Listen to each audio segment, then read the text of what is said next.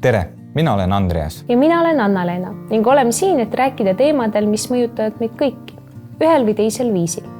Uus kooliaasta võib tekitada omajagu põnevust ja ootusärevust. Peale pikka suvepuhkust on tore näha vanu sõpru või hoopis uusi klassikaaslasi.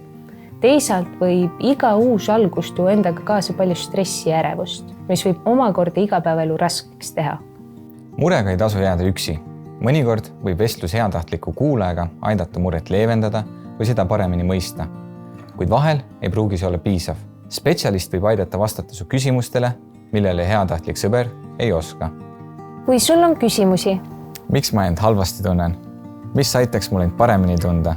Mis ma ise teha saan, et parem hakkaks? Milline spetsialist saaks mind aidata ning kus ma selle spetsialisti leian? Siis vastuse leidmiseks pöördu Peahea nõustamisele.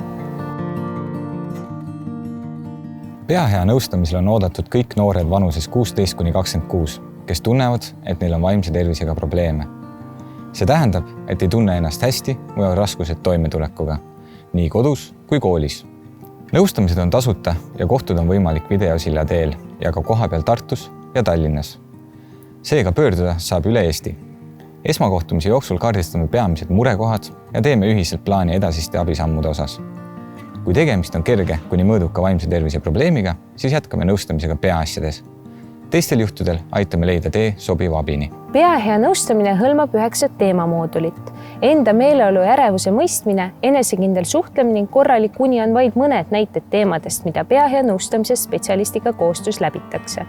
Iga moodul pakub mitmekülgseid harjutusi ja eneseabivahendeid.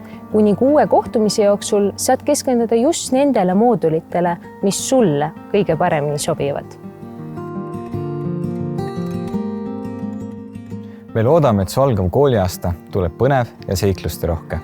Kui mure sind siiski kätte saab, siis ära jää üksi ja pea meeles, abi on käeulatuses.